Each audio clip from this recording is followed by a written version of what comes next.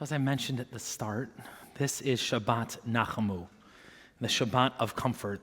On a Saturday morning, some communities, who read Haftarah, will chant from Isaiah chapter 40, that begins, Nachamu, Nachamu Ami, Yomar Elohechem. Comfort, comfort my people, says your God.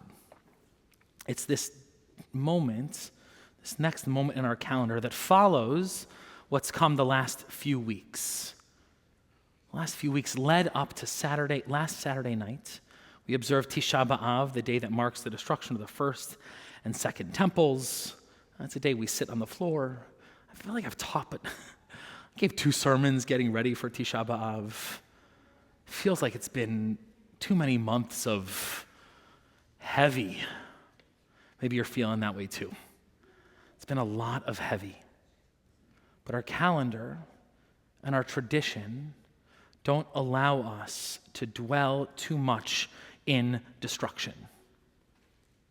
We don't sit in the sackcloth and ashes too long. We take time when it's time to do that, but we don't sit there forever. We get up and we move into these weeks of comfort and consolation. I've been thinking a lot about that. Maybe your heart feels this way too. My heart is feeling a little bit broken, but in its brokenness, feeling tender. Seeing too much sorrow in the world, too much fear or anguish or dismay or anger, heaviness, just a little bit of the broken and tender heart. And I need this Shabbat. I need Nachamu. I need God's words of comfort to hold me in this moment a little bit. Shabbat Nachamu doesn't make the destruction go away. It's still there. The second temple, the first temple, it's still destroyed. But we get to start caring for ourselves a little bit, caring for one another in a different way. Not just to stare the brokenness and the destruction and the evil in the face, but to wonder how we might soothe ourselves and each other. In addition to where we are on the Jewish calendar and what things you would see if you opened up your Luach, your Hebrew calendar, in the rabbinic world, this is also the season when we are thinking a lot about our High Holy Day sermons. For me, that process requires a significant time period of self-loathing before any writing can get done. Not in the self-loathing stage. I'm a procrastinator. Right now is floofy idea formation and scribbling things down and making Gavi talk to me at like 1 and 2 in the morning when an idea pops in my brain. Next will come self-loathing, and then maybe some words on a page. But with that, I don't know. This may preview a Holy Day sermon, and if it does, you'll feel like you know the punchline or some of it already. I feel like I'm wearing armor when I'm outside.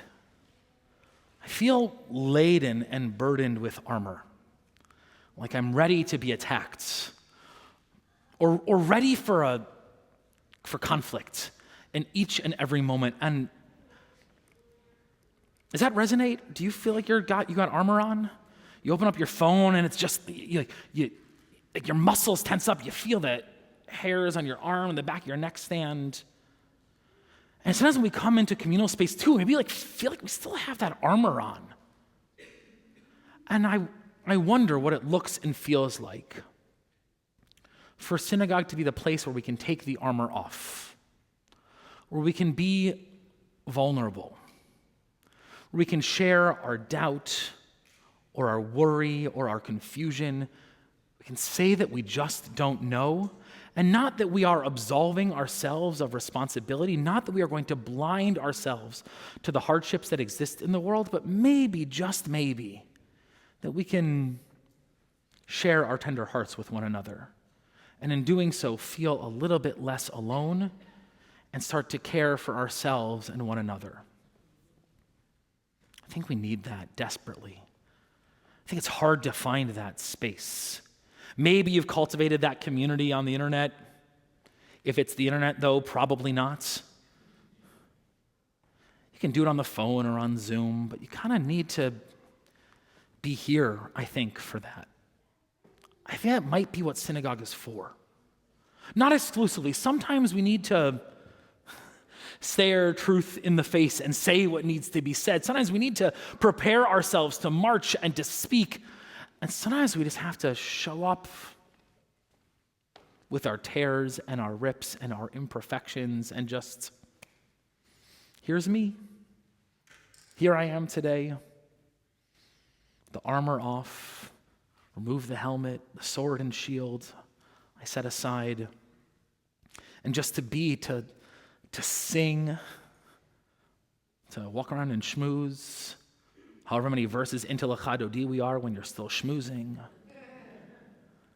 We need that stuff. We need that part. We need that as humans and as community to give ourselves that comfort, that soft, loving balm that again, it doesn't fix it. It doesn't make the temple that was destroyed and razed, doesn't make exile go away, but it's so we can start to take care of one another. So we can start to get ready to build something new in the wake of devastation. Get this gift of opportunity, the Shivata de Nechemta, the 7 weeks of comfort that begin right now, that will bring us to Elul, that will bring us to Rosh Hashanah and Yom Kippur, will bring us to Sukkot, and then will bring us to rabbis and cantors' favorite months of the year, to the month of Cheshvan, where there's no holidays, a lot of synagogue programming, but it's normalcy. After all the tumult and the destruction and the rebuilding and the bearing of the souls and the standing before our Maker on the day of judgment, we just get a little bit of normal. Gosh, wouldn't that be nice? Wouldn't a little bit of normal feel good? Just like a Tuesday? It's just a Tuesday. But those moments don't just happen.